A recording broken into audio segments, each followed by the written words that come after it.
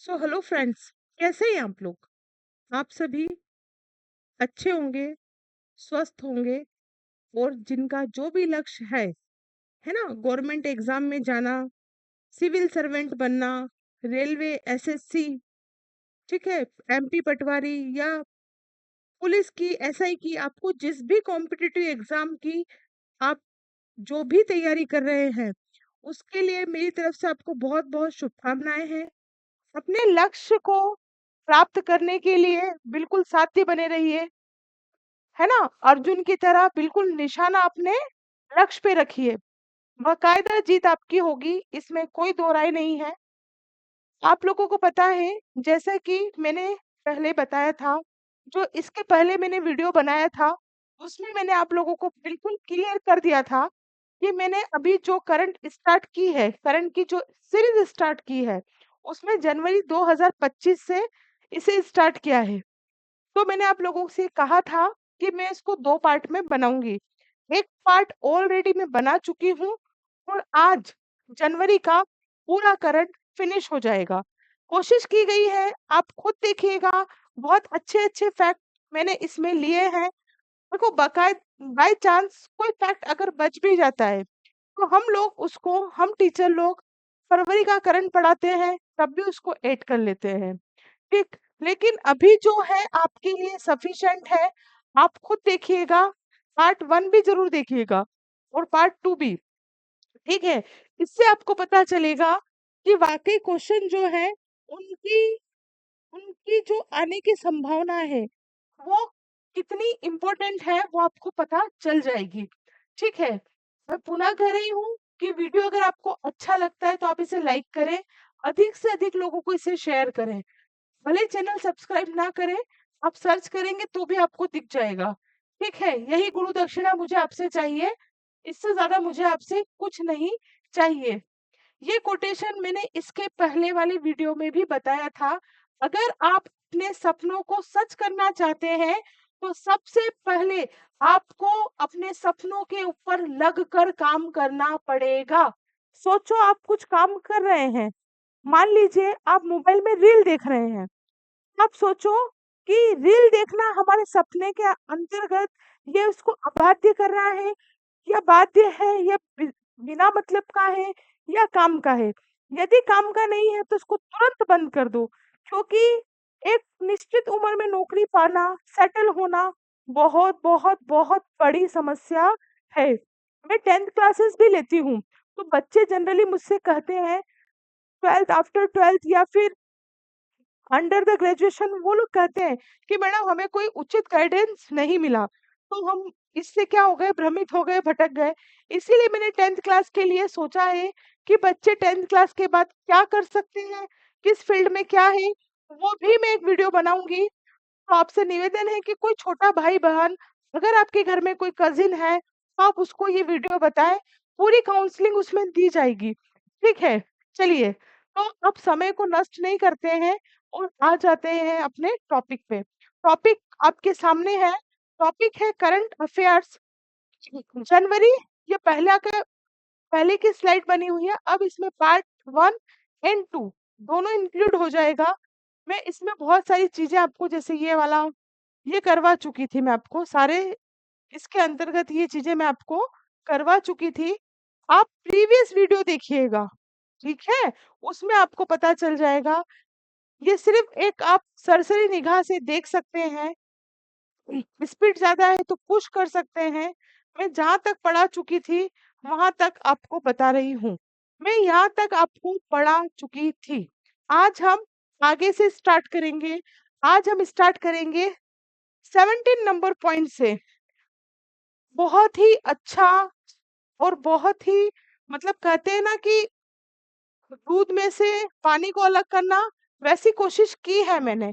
चलिए, अंतरराष्ट्रीय बाजरा महाउत्सव। अंतरराष्ट्रीय बाजरा महोत्सव, पहली बात तो ये छठे नंबर का है और कहाँ पे बनाया गया है, बेंगलुरु कर्नाटका में। पहला अंतरराष्ट्रीय जो बाजरा महोत्सव हुआ था, वो भी कर्नाटक 2017 में हुआ था, ठीक है। वर्ष 2023 अंतरराष्ट्रीय बाजरा वर्ष। दुनिया भर में साल 2023 को अंतरराष्ट्रीय बाजरा वर्ष के रूप में मनाया गया था? मनाया जा नहीं रहा है, मनाया गया था। और मैं आपको बता दूं कि ये क्वेश्चन पीएससी ने पूछा भी था। तो अच्छा क्वेश्चन है। पढ़ो तो आपकी इच्छा, नहीं पढ़ो तो आपकी इच्छा, है ना? क्योंकि आप इस एज में तो मार मार के आपको हम वो नहीं कर सकते कि पढ़ना है। अब आपका अच्छा बुरा आप लोगों को खुद को सोचना है। चलिए नेक्स्ट क्वेश्चन पे आ जाते हैं। जो नेक्स्ट क्वेश्चन है, आईसीसी अवार्ड्स 2024। आईसीसी अवार्ड 2024 की बात कर रही हूँ मैं। जनवरी का करंट अफेयर पढ़ रहे हैं और ये 2024 साल 2024 के लिए आईसीसी महिला one day cricketer of the year का खिताब भारतीय क्रिकेटर स्मृति मंधाना को मिला। स्मृति मंधाना ने यह खिताब दूसरी बार अपने नाम किया है। बहुत बार कॉम्पिटिटिव एग्जाम में ये पूछा गया है कि जो स्मृति मंदाना है कौन से खेल से संबंध है। तो आपको सामने दिख रहा होगा कि स्मृति मंदाना इज अ क्रिकेटर, वो क्रिकेटर है। स्मृति मंदाना के बारे में कुछ और खास बातें। स्मृति मंदाना भारतीय महिला टीम की उप कप्तान है। स्मृति मंदाना ने साल 2018 में one day cricketer of the year का खिताब अपने नाम किया था, है ना? अभी दूसरी बार किया है। स्मृति मंदाना भारत की पहली महिला क्रिकेटर है जिनके नाम आईसीसी के 4 अवार्ड जीतने का रिकॉर्ड दर्ज है। ठीक है। स्मृति मंदाना को दीप्ति शर्मा और ऋचा घोष के साथ आईसीसी महिला T20 team of the year में भी नामित किया गया है। ये जितनी बातें मैं स्मृति मंदाना के बारे में बता सकती थी वो मैंने सारी यहाँ पर मेंशन की है। चलिए बहुत अच्छा और बहुत प्यारा क्वेश्चन है, एग्जाम में आ भी सकता है क्योंकि अभी हम महाकुंभ से निपटे हैं तो क्वेश्चन पूछ सकता है। क्वेश्चन क्या है पहले ये देखिए। साल 2025 के गणतंत्र दिवस, साल 2025 के गणतंत्र दिवस में झांकी प्रथम स्थान पर रही, है ना? जो 2025 का जो गणतंत्र दिवस था, रिपब्लिक डे था, कब मनाते हैं हम? 26 जनवरी को। तो उसमें कौन से राज्य की झांकी प्रथम रही? भी आप कहेंगे मैडम आप कह रहे हैं कि महाकुंभ था और यहाँ पर झांकी है, वो मैंने क्यों बोला अभी आप समझ जाएंगे। देखिए साल 2025 के गणतंत्र दिवस में झांकी प्रथम स्थान पर रही। कौन सी झांकी? साल 2025 के गणतंत्र दिवस परेड में उत्तर प्रदेश की झांकी को पहला स्थान मिला है। पहला स्थान किसको मिला है? उत्तर प्रदेश की झांकी को। इस झांकी की थीम क्या थी? महाकुंभ 2025 स्वर्णिम भारत विरासत और विकास। इस झांकी में महाकुंभ की भव्यता और विकास को दिखाया गया था। इसलिए ये मैंने महाकुंभ बोला था कि महाकुंभ के रिगार्डिंग थी क्योंकि उत्तर प्रदेश में अभी कुंभ हुआ है और वहां पर उनने जो झांकी को प्रदर्शित किया है वो महाकुंभ के रिगार्डिंग ही किया है जिसकी थीम थी स्वर्णिम भारत विरासत और विकास। इस झांकी में महाकुंभ की भव्यता और विकास को दिखाया गया है। त्रिपुरा की झांकी को दूसरे नंबर का स्थान, आंध्र प्रदेश की झांकी को तीसरा। फर्स्ट हो गया आपका यूपी, सेकंड हो गया आपका त्रिपुरा और थर्ड हो गया आपका आंध्र प्रदेश। इसके पहले 2024 में, है ना, पूछता है जैसे आयोग पीएससी बताती हूँ मैं, वो तो 2-2 3-3 साल पुराने चीज को भी करंट ही बोलता है। तो 2024 में प्रथम स्थान किसको मिला? उड़ीसा की झांकी को मिला। चलिए मैं आपको दिखा देती हूँ कि झांकी कैसी थी। ये ये झांकी आप देख सकते हैं यहाँ पर पूरा महाकुंभ के रिगार्डिंग इसमें बताया गया है। आपको जो है साधु संत भी दिखेंगे, ये पीछे आप देख सकते हैं पूरा। ठीक है, चलिए आगे चलते हैं। ये भी अच्छा क्वेश्चन है। MSME team, MSME team indicative किस मंत्रालय द्वारा लॉन्च की गई? तो एमएसएमई का जो फुल फॉर्म होता है बेटा वो होता है micro, small and medium enterprises. It is a full form of MSME. ठीक है, ये इसका फुल फॉर्म है। एमएसएमई व्यापार क्षमता और विपणन व्यवसाय की सहायता के लिए एमएसएमई मंत्रालय द्वारा एक पहल है। इसका सबसे इम्पोर्टेंट पॉइंट, इसको क्रियान्वित कौन करता है? तो इसको जो क्रियान्वित करता है वो एनएसआईसी, राष्ट्रीय लघु उद्योग निगम, इसको क्या करता है? यही इसका बहुत इंपॉर्टेंट पॉइंट है कि इसको क्रियान्वित कौन करता है? तो वो राष्ट्रीय लघु उद्योग निगम क्रियान्वित करता है। ठीक है, इस पहल को क्या करता है? क्रियान्वित करता है। ठीक है, ये पॉइंट रिपीट हो गया है। एमएसएमई को कौन क्रियान्वित करता है? तो राष्ट्रीय लघु उद्योग निगम। यही इसका मेन मोटिव है इस पॉइंट को यहाँ लिखने का। चलिए नेक्स्ट क्वेश्चन। अब है, ये भी इम्पोर्टेंट, सारे इम्पोर्टेंट क्वेश्चन है। डीप सीक एआई कंपनी की स्थापना किसने की? देखो, ये जो है एक चीनी आर्टिफिशियल इंटेलिजेंसी इंटेलिजेंस कंपनी है। बड़े भाषा मॉडल विकसित करती है। दो चीजें इंपॉर्टेंट है, किसके द्वारा विकसित है? तो चीनी, और इसके संस्थापक कौन है? तो लियांग वैनफेंग है। ये देख सकते हैं आप, DeepSeek.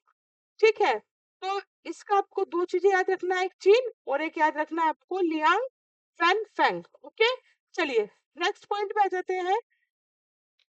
Global fire power index, global fire power index 2025 में भारत की रैंक क्या है? रैंकिंग वाले क्वेश्चंस बहुत पूछते हैं एग्जाम में। ग्लोबल फायर पावर इंडेक्स में जो हमारे भारत की रैंक है वो क्या है? तो जो भारत की रैंक है, भारत चौथे स्थान पर है। ठीक है, उसके बाद जो टॉप 3 रैंकिंग है वो पहली संयुक्त राज्य अमेरिका, दूसरी रूस और तीसरी चीन। फर्स्ट भी पूछ सकता है ना? यह आपको 4 नाम भी दे सकता है और पूछ सकता है कि इनमें से कौन टॉप 4 में नहीं है। तो ये मैंने आपको लिख के बता दिए हैं, आप देख सकते हैं। चलिए 76वें या 76वें गणतंत्र दिवस समारोह के मुख्य अतिथि कौन थे? आप लोग बहुत अच्छे से जानते हैं कि जो इंडोनेशिया के राष्ट्रपति थे वो हमारे समारोह के क्या थे? मुख्य अतिथि थे, जिनका नाम Prabowo Prabowo Subianto chief guest थे। 1950 में पहले गणतंत्र दिवस में भी इंडोनेशिया के राष्ट्रपति ही आए थे। ठीक है, सुकर्णो, मतलब कि जो 76वां था उसमें भी इंडोनेशिया के थे और जो 50 था उसमें भी इंडोनेशिया के राष्ट्रपति थे, लेकिन दोनों राष्ट्रपति समय के अनुसार अलग अलग थे। ये सुकर्णो थे और ये आपके कौन है? प्रोबोवो। 75वें, मतलब इसके जो पिछला वाला है 75वें गणतंत्र दिवस समारोह के जो मुख्य अतिथि थे वो फ्रांस गणराज्य के राष्ट्रपति महामहिम इमैनुअल मैक्रों थे। ठीक है, एक साल पीछे का भी आपको याद रखना है, ये बहुत ही इंपॉर्टेंट चीज है। ठीक, चलिए भारत का प्रथम जैविक मत्स्य पालन क्लस्टर, भारत का प्रथम जैविक मत्स्य पालन क्लस्टर कहाँ पर है? सिक्किम में है। मत्स्य पालन, पशुपालन और डेयरी मंत्रालय ने प्रधानमंत्री मत्स्य संपदा योजना, जिसको हम बोलते हैं PMMSY के अंतर्गत सिक्किम के किस जिले में? सोरेंग जिले में भारत का प्रथम जैविक मत्स्य पालन क्लस्टर शुरू किया है। यह योजना मत्स्य विभाग द्वारा वित्त वर्ष 2020-21 से वित्त वर्ष 24-25 तक पूरे भारत में क्या की जाएगी? क्रियान्वित या कार्यान्वित की जाएगी। ठीक है, वीडियो अगर अच्छा लग रहा है तो इसको लाइक करें। चलिए आगे चलते हैं। अगर वीडियो अच्छा लग रहा है तो इसे लाइक करें। आगे चलते हैं अपन। चलिए नेक्स्ट क्वेश्चन, यह भी अच्छा क्वेश्चन है। राष्ट्रीय हल्दी बोर्ड का मुख्यालय, राष्ट्रीय हल्दी बोर्ड का मुख्यालय कहाँ है? वाणिज्य एवं उद्योग मंत्रालय द्वारा नई दिल्ली में राष्ट्रीय हल्दी बोर्ड का शुभारंभ किया, जिसका मुख्यालय निजामाबाद तेलंगाना में है। राष्ट्रीय हल्दी बोर्ड का जो मुख्यालय है वो निजामाबाद तेलंगाना में है।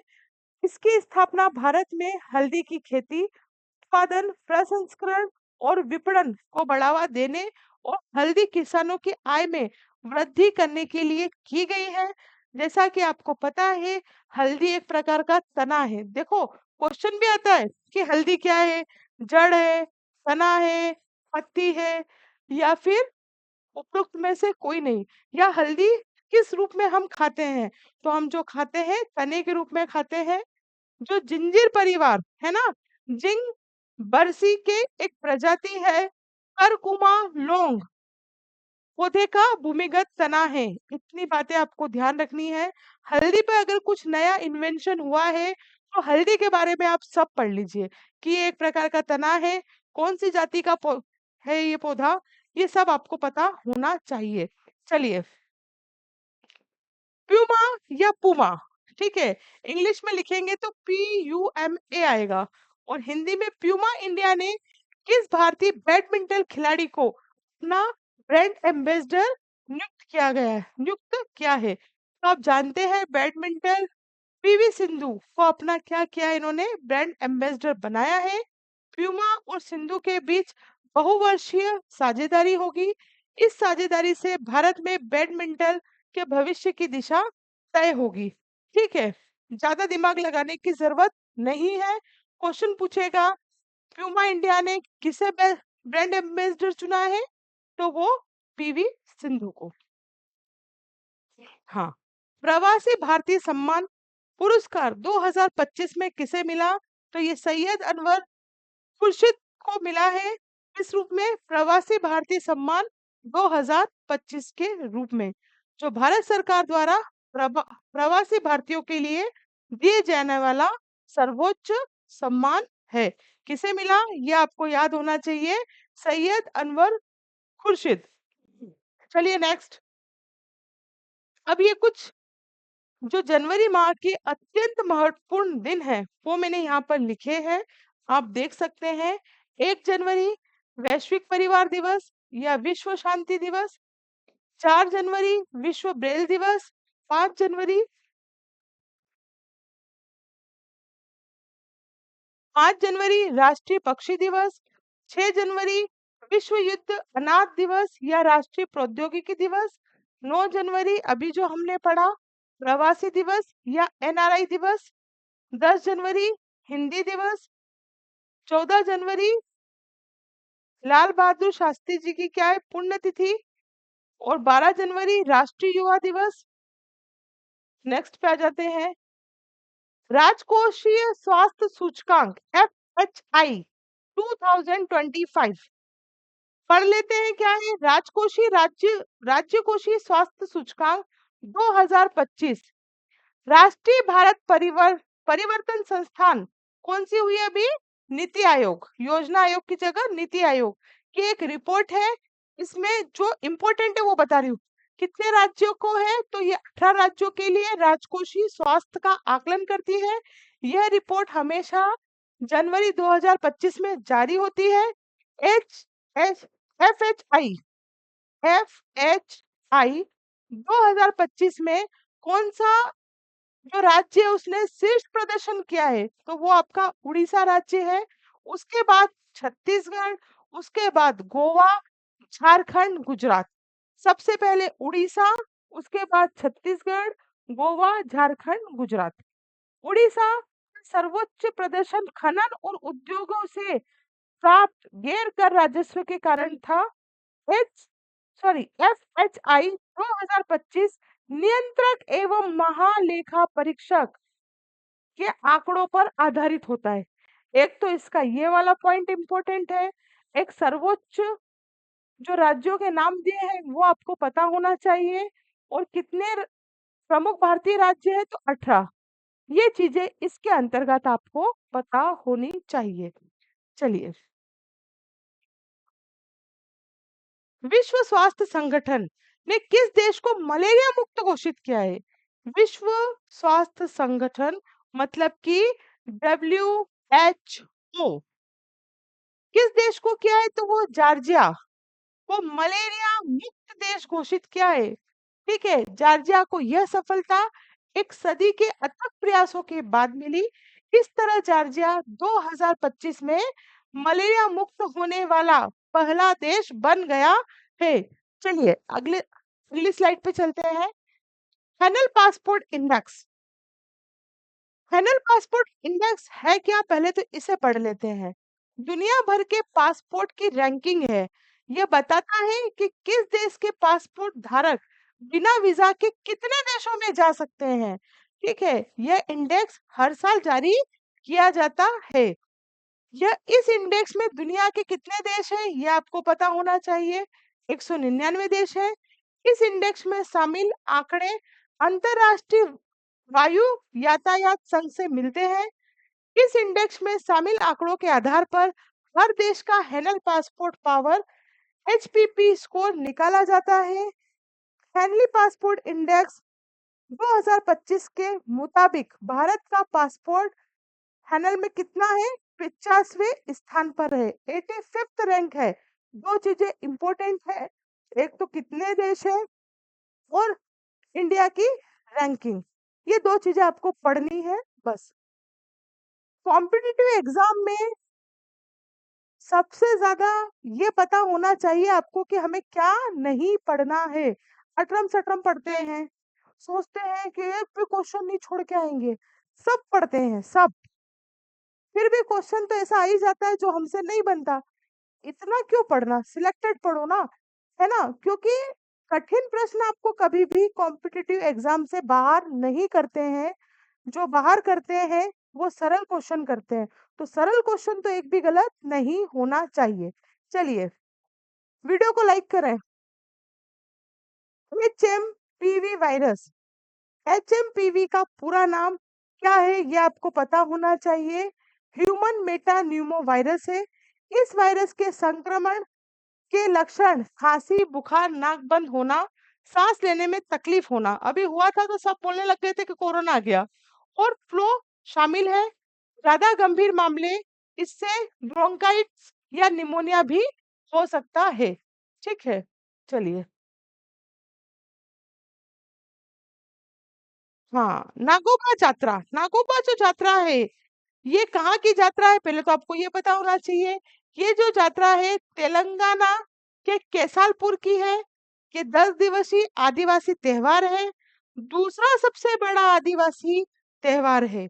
यह त्योहार गोंड और प्रधान जनजातियों द्वारा मनाया, सब इम्पोर्टेंट पॉइंट है। यह जनवरी या फरवरी में आयोजित होता है।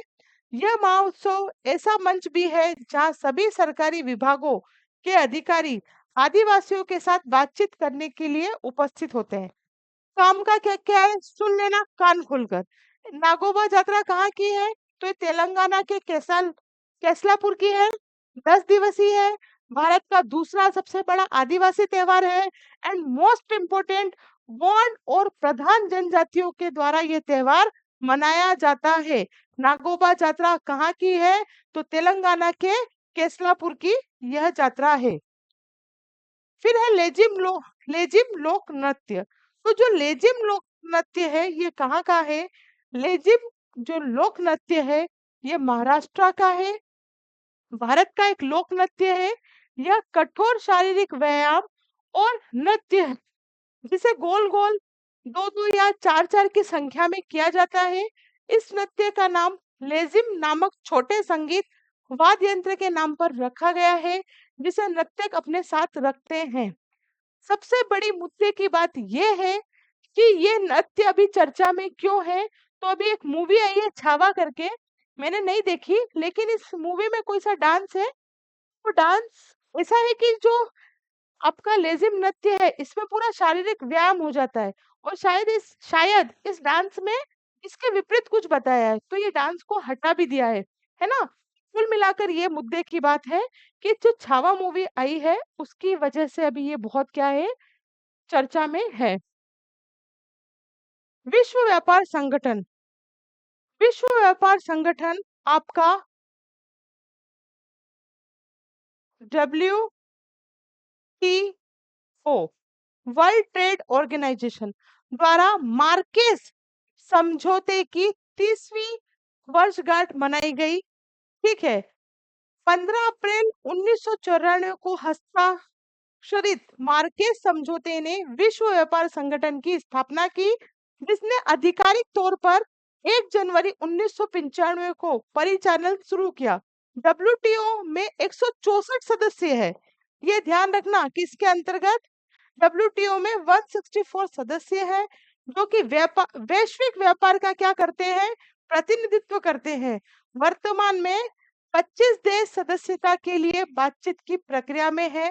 काम का नहीं है, काम का है, काम का है, काम का है, और कौन सी वर्षगांठ है, यह काम की है। इतना आपको ध्यान में रखना है। चलिए आगे। अच्छा लग रहा है तो वीडियो को लाइक करें, चैनल को सब्सक्राइब करने की इच्छा हो तो कर देना, नहीं तो शेयर जरूर कर देना भैया। चलिए, सावित्रीबाई फुले, शायद ही ऐसा कोई होगा जिन्होंने इनका नाम नहीं सुना होगा। सावित्रीबाई फुले 3 जनवरी शिक्षाविद, कवि और समाज सुधारक सावित्रीबाई फुले की जयंती है, मतलब अब थी, है ना। अंतरराष्ट्रीय मन शरीर कल्याण दिवस भी इसी दिन मनाते हैं। सावित्रीबाई फुले की जो जयंती है 3 जनवरी को हम लोग मनाते हैं। उन्होंने 1854 में काव्य फूले और 1892 में बावन काशी सुबोध रत्नाकर प्रकाशित की, और जाओ शिक्षा प्राप्त करो नामक एक कविता भी लिखी, जिसमें उन्होंने को प्रोत्साहित किया है, जो शिक्षा प्राप्त करके खुद को मुक्त करने के लिए उत्पीड़ित है। ठीक है, तो सावित्रीबाई फुले का चरित्र चित्रण भी बहुत अच्छा है। मतलब इन्होंने बहुत विषम परिस्थितियों में क्या करा, शिक्षा को फैलाया, है ना। इनकी शिक्षा का बहुत लोगों ने विरोध किया, कोई गोबर फेंकता था, कोई चप्पल से मारता था, है ना। उसके बावजूद भी, बहुत विषम परिस्थिति होने के बाद भी, एक दृढ़ ये समाज सुधारक रही है। और आज बड़ी विडंबना है कि हमारे हमारे समक्ष सब परिस्थितियां भी हमारे साथ में ही है ना। कुछ विपक्ष नहीं है बच्चों के साथ, मैक्सिमम बच्चों के साथ, तो भी बच्चे अच्छे से नहीं पढ़ पा रहे हैं। जो अभाव में ही है, जो अभाव में जी रहा है, अभाव में पढ़ रहा है, अभाव में रह रहा है, उसका ही रिजल्ट प्रभाव में आता है। बाकी तो आप खुद समझदार हैं। चलिए, डोजर पशु खनन विधि। अब डोजर पशु खनन विधि क्या है, इसे हम पढ़ते हैं। CSIR, ये ज्यादा इंपॉर्टेंट नहीं है पर पढ़ लीजिए। केंद्रीय खनन एवं ईंधन अनुसंधान ने खनन क्षेत्र में मील का पत्थर हासिल किया है। उन्होंने भारत में डोजर पशु माइन विधि का पहला ट्रायल ब्लास्ट सफलतापूर्वक किया, है ना। CSIR वैज्ञानिक, इसका फुल फॉर्म है वैज्ञानिक औद्योगिक अनुसंधान परिषद। ठीक है। फिर PEKB परसा पूर्व कांताबासन, छत्तीसगढ़ में कोयला खदान है, ये पढ़ लेना, ये इंपॉर्टेंट है। अडानी इंटरप्राइजेस भारत की अग्रणी निजी खनन कंपनी है। ब्लक इमल्शन विस्फोट पारंपरिक विस्फोटों का एक सुरक्षित विकल्प, इनको पढ़ लीजिएगा आप, है ना। डोजर पशु माइनिंग, डोजर पशु माइनिंग या डोजर पशु खनन विधि दक्षता के लिए स्वचालित स्वचालित मशीनरी का उपयोग करने वाली एक विधि है। क्या? डोजर पशु माइनिंग या खनन विधि। ठीक है। The net zero banking alliance NZBA। ठीक है। NZBA में कोई भी इंडियन बैंक मेंबर नहीं है, यह इसका बहुत इंपॉर्टेंट पॉइंट है, इसी के लिए मैंने इसे लिखा है। बैंक के नेतृत्व वाला और संयुक्त राष्ट्र द्वारा संयोजित NZBA प्रमुख वैश्विक बैंकों का एक क्या है, समूह है, जिसमें कोई भी भारतीय बैंक सदस्य नहीं है। ठीक है। आ सकता है कथन के रूप में, 2050 तक शुद्ध शून्य ग्रीन हाउस गैस उत्सर्जन के साथ अपने उधार, निवेश और पूंजी बाजार गतिविधियों को संरेखित करने के लिए क्या है, प्रतिबद्ध है। चलिए आगे चलते हैं। 38 नंबर का पॉइंट, श्री धर्मेंद्र प्रधान ने काशी तमिल संगमम चरण 3 के लिए पंजीकरण पोर्टल लॉन्च किया है। तो यहाँ पर मैं बताना चाह रही हूँ, उन्होंने क्या तो चर्चा में तो रहे। तो श्री धर्मेंद्र प्रधान ये क्या है, ये केंद्रीय शिक्षा मंत्री है। ठीक है, ध्यान रखना है। 15 फरवरी 2025 से आयोजित किया गया है। केटीएस 3.0 की थीम ये ध्यान रखना है, ऋषि अगस्त्यार होगी। पहली बार केटीएस 3.0 के प्रतिभागी महाकुंभ का अनुभव करेंगे और अयोध्या में राम मंदिर जाएंगे। अब कुछ one line current affair, one line fact है, थोड़ा सा क्विकली हम इस पे भी निगाह डाल लेते हैं। कन्याकुमारी में समुद्र पर भारत के पहले कांच के पुल का उद्घाटन। ठीक है।